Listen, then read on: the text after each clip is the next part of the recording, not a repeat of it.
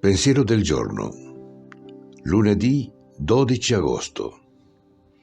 Ammirare la bellezza del creato.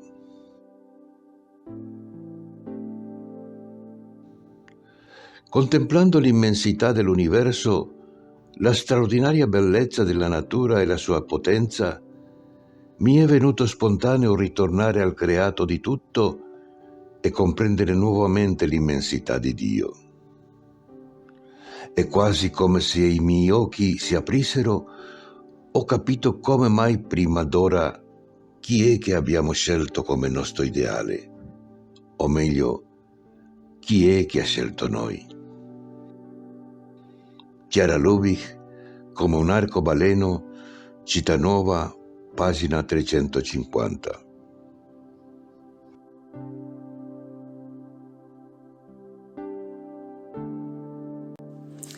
Parola di vita, agosto 2024.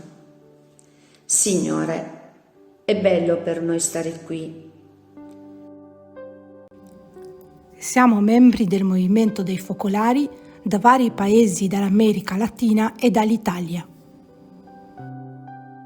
Ti è piaciuto il video? Metti mi piace. Abbonati al canale. Suona la campana.